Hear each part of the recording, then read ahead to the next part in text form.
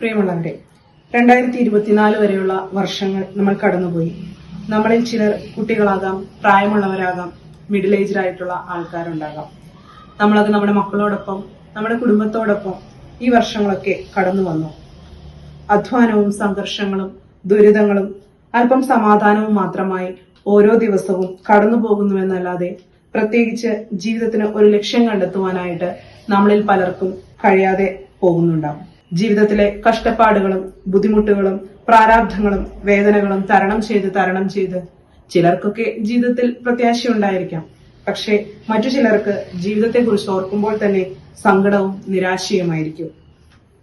വിലാപങ്ങളുടെ പുസ്തകം 3-ാം അധ്യായം 18 മുതൽ 23 വരെയുള്ള തിരുവചനങ്ങളിലേക്ക് നമ്മൾ നോക്കുമ്പോൾ ഇങ്ങനെ കാണുന്നു: അതുകൊണ്ട് എന്റെ ശക്തിയും കർത്താവിലുള്ള പ്രത്യാശയും പൊയ്പോയെന്ന് ഞാൻ വിലപിക്കുന്നു.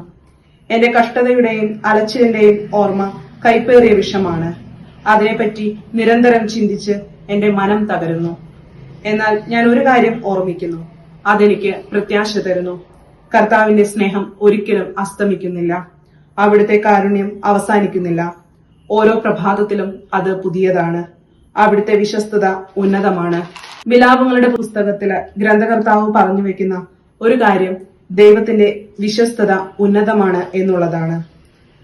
കർത്താവിന്റെ സ്നേഹം ഓരോ പ്രഭാതത്തിലും നമുക്ക് പുതിയതായി, അല്ലെങ്കിൽ ഓരോ തവണ ദൈവത്തെ സമീപിക്കുമ്പോഴും നമുക്ക് ദൈവത്തിന്റെ സ്നേഹം ശാശ്വതമായും കുറച്ചുകൂടെ സൗന്ദര്യമുള്ളതായിട്ടും തോന്നുവാനുള്ള കാരണം ദൈവത്തിന്റെ വിശ്വസ്തതയാണ്.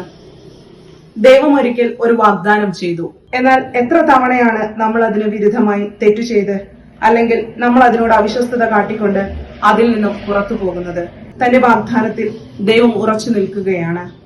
എത്ര തവണ നമ്മൾ തെറ്റു ചെയ്തിട്ടും ആ വാഗ്ദാനത്തിൽ നിന്ന് നമ്മൾ പുറത്തു പോയിട്ടും നമ്മൾ അത് മറന്നു കളഞ്ഞിട്ടോ ബോധപൂർവം വേണ്ടെന്ന് വച്ചിട്ടോ മാറി നിൽക്കുമ്പോഴും ജീവിക്കുന്ന ദൈവം ആ വാഗ്ദാനത്തിൽ ഉറച്ചു നിന്നുകൊണ്ട് വീണ്ടും അതേ വാഗ്ദാനത്തിന്റെ പൂർണ്ണതയിലേക്ക് നമ്മെ വിളിക്കുകയാണ്. ആ വിശ്വസ്തതയാണ് നമ്മുടെ എല്ലാ പ്രത്യാശയുടെയും കാരണം. നമ്മുടെ ജീവിതത്തിലെ സംഘർഷങ്ങൾ കൊണ്ട്, വേദനകളും സങ്കടങ്ങളും കൊണ്ട് എല്ലാ പ്രത്യാശയും നമുക്ക് പോയിട്ടുണ്ടാകും. നമ്മുടെ ജീവിതം ചിലപ്പോൾ കൈപ്പേറിയ ഒരു അവസ്ഥയായി തോന്നിയേക്കാം. പല ഓർമ്മകളും അനുഭവങ്ങളും ചിലപ്പോൾ വിഷമയമായ ഒരു പദാർത്ഥം പോലെയുള്ള അനുഭവമായിരിക്കാം നമുക്ക് തരിക. എന്നാലും ദൈവം പറഞ്ഞ വാഗ്ദാനത്തിൽ ദൈവം നിലനിൽക്കുന്നു. ആ വാഗ്ദാനത്തിലേക്ക് നോക്കാനായിട്ട് നമ്മുടെ ഹൃദയം ഉയർത്താൻ കഴിയട്ടെ എന്ന് നമുക്ക് പ്രാർത്ഥിക്കാം.